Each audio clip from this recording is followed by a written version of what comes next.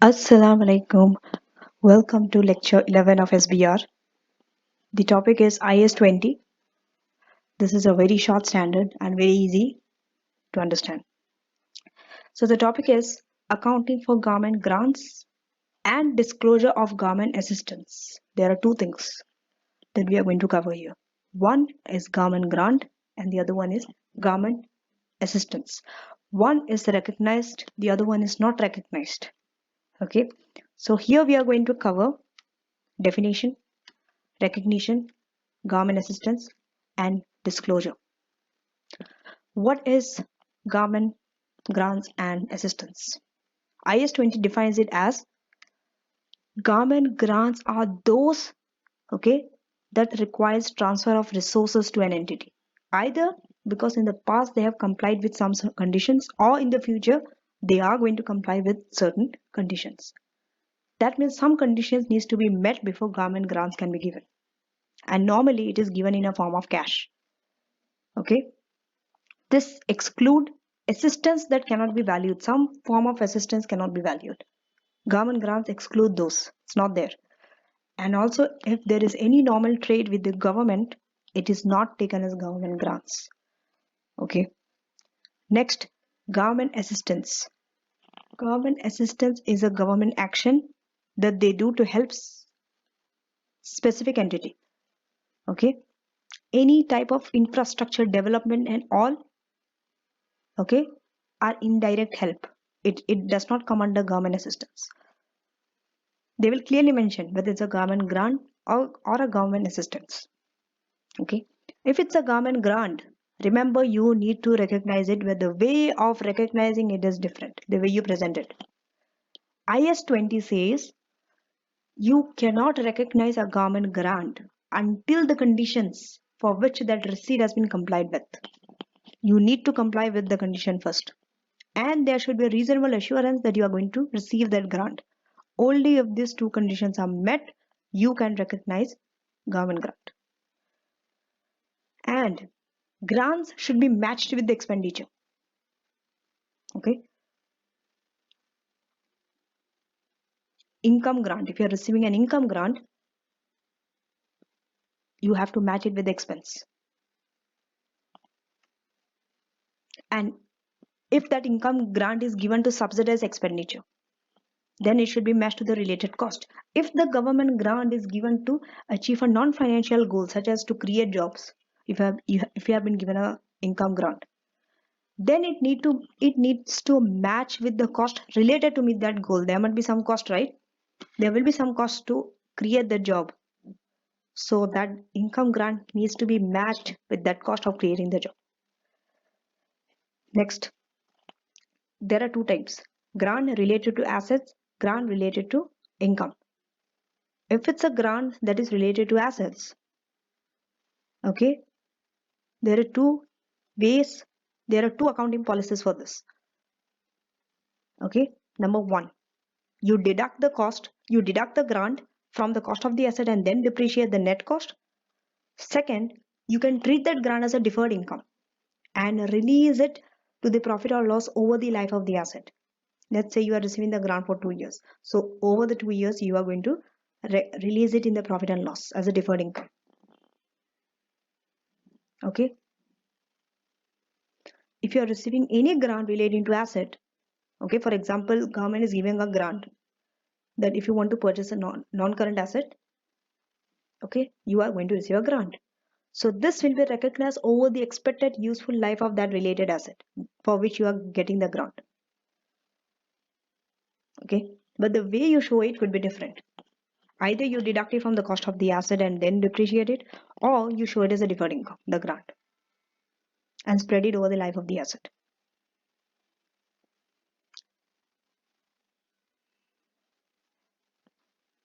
Next, repayment. Sometimes you have to repay back your grant.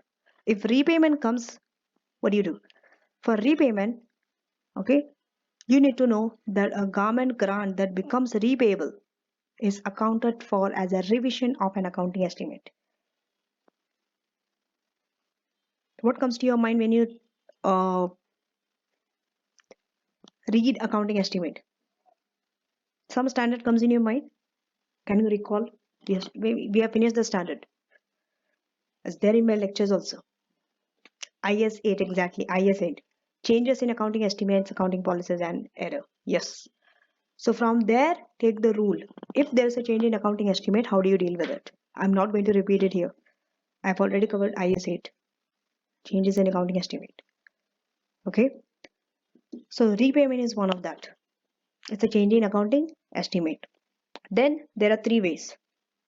Income based grant. If it's an income based grant, okay, for repayment, you have to repay back the grant that you have received from the government back to the government. And if it's an income based, you debit the repayment to any liability for deferred income. Whatever you have received, you are liable to pay back it to the government, right? So now because you are repaying it, your liability will reduce. That's why you have to debit the repayment to any liability. Liabilities are credit. If there is a repayment, it's like you are paying back the loan. So it has to be debited. Debit the repayment. And if you have made some excess repayment, you charge it to profit immediately because it's a profit for you. If you are repaying excess repayment back to the government will pay back that to you. And you charge it to profit immediately. This is for income based grant. Number 2, capital based. Capital based grant, if you deduct it from the cost, then you increase the cost of the asset now. Earlier, what happened? When you received the grant, you deducted the cost. Now you are repaying back the grant, you will increase the cost of the asset with that repayment amount. Because of your asset is going up, your depreciation will also go up.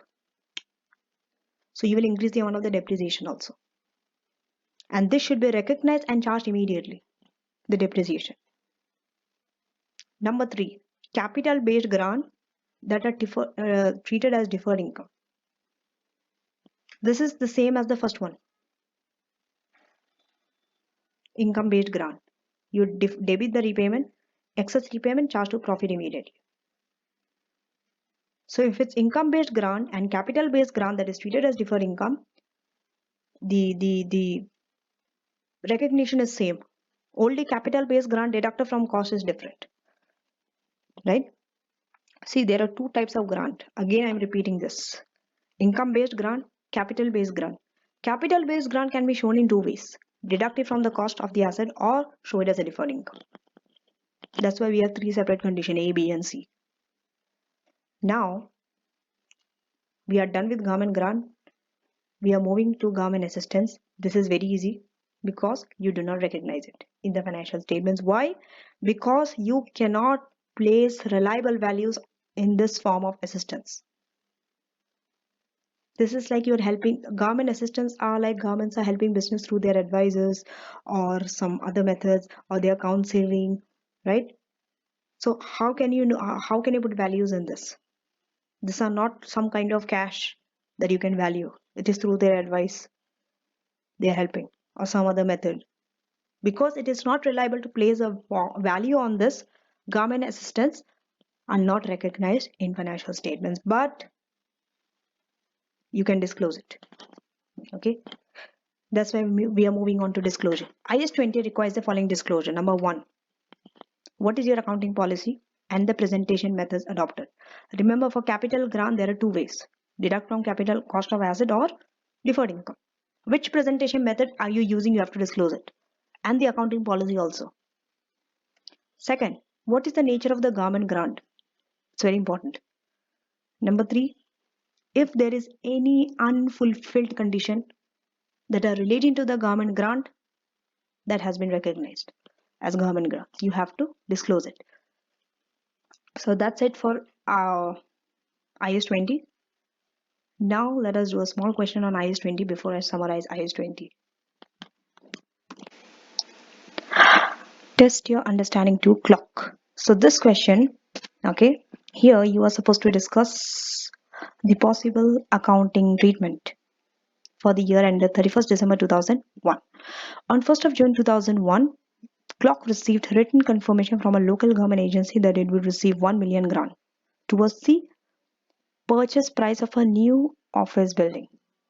The grant becomes receivable on the day that clock transfers this 10 million purchase price to the vendor. Okay. On 1st of October 2001, clock paid 10 million in cash for its new office building, which is estimated to have a useful life of 50 years. By 1st of December 2001, the building was ready for use. Clock received the government grant on 1st of Jan 2002. Okay. You have to account for the year end 31st December 2001 date is very important. How do you account for this government grant?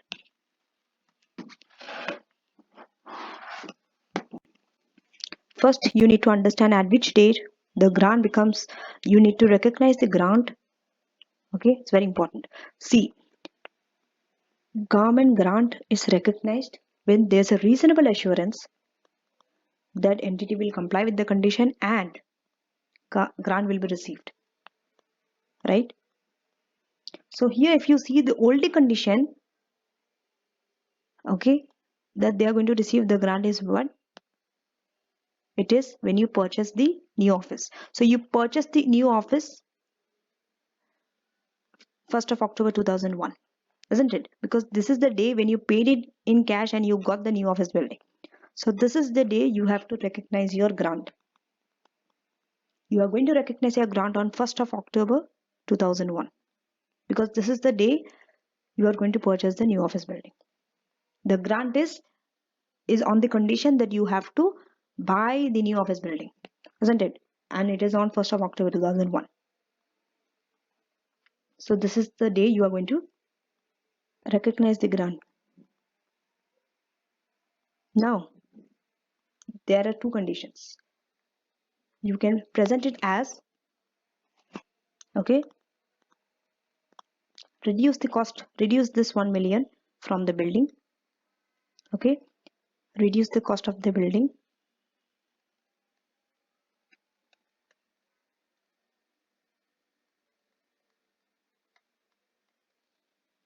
by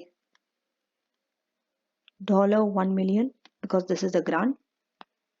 Okay, so in this case, tell me the cost of the building. Building is 10 million, grant is 1 million. So what happens is you deduct 10 minus 1, it becomes 9 million. You divide this by 50 years for the depreciation. And see, for depreciation, they told there is a condition. You have to start depreciating when the building is ready for use. For depreciation, there's another rule. You need to go through IAS 16 for this.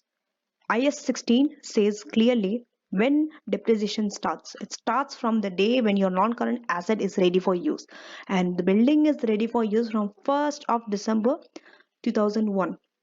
So from first, that means it's only, the depreciation is only for 1 month. Because your year end is 31st December. So from 1st of December to 31st December, only 1 month of depreciation you have to account for.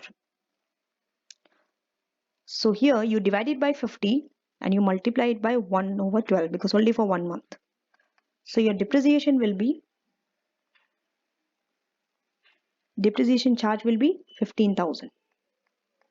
You see, this will go in the profit and loss. Now, what would be the carrying amount of the building? What would be the carrying amount of the building? This also will reduce because of the depreciation in the statement of financial position. It would be, okay, you have to deduct it from what? 9 million. See, 1 million is deducted because of the grant. So 10 minus 1 becomes 9. Then from 9 million, you have to deduct the depreciation. 9 million, okay, so 0.15. Deduct the 15,000. Okay, 9 million, sorry, 9 million and 0.015. So it becomes 8 million, okay, 985,000. This becomes the value of your building now. As of 31st December 2001, this will go in your statement of financial position, okay. Now coming to B, there is second way of presenting. That is, you recognize deferred income. You recognize deferred income of 1 million.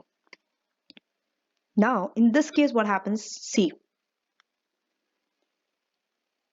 building will be recognized at 10 million, okay?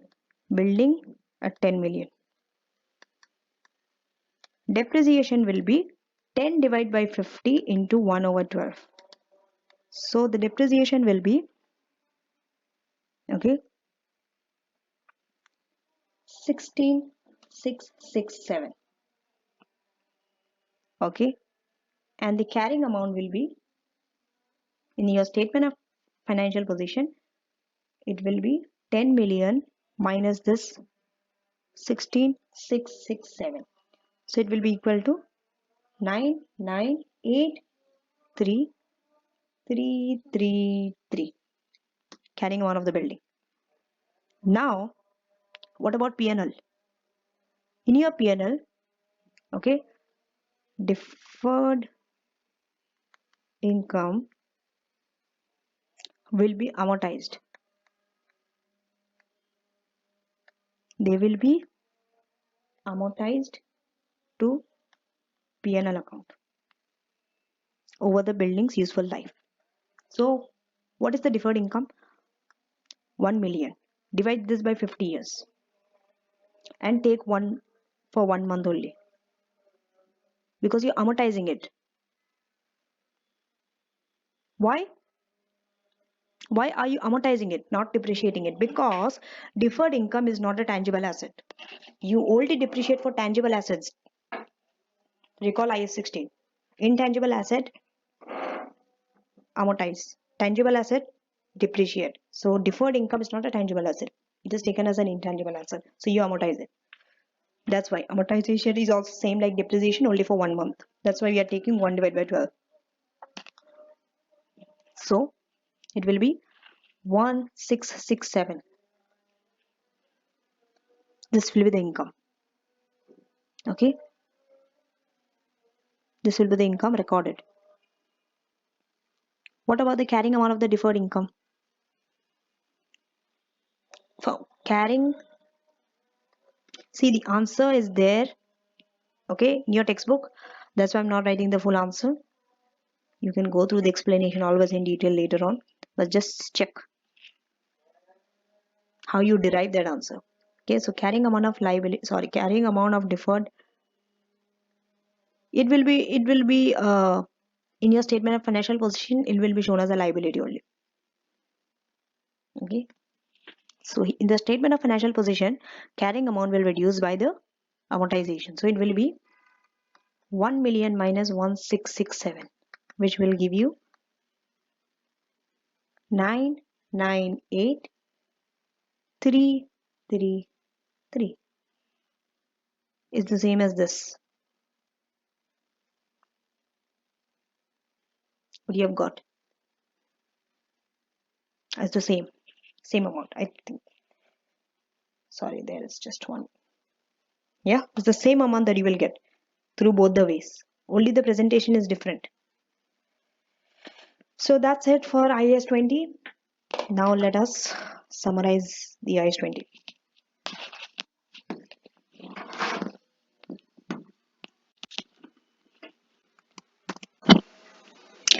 So the summary of IAS 20 is government assistance. If it's a government assistance, do not recognize in the financial statements. And if it's a government grant, there are two ways: income-based grant, capital-based grant. If it's a capital-based grant, there are two ways: either you deduct it from the cost of the asset, or you treat it as a deferred income. And we have just previously done a question on both of this. So that's it for IAS 20. Thank you for watching, and see you in the next lecture, that is IAS 21, the effect of the foreign exchange rates.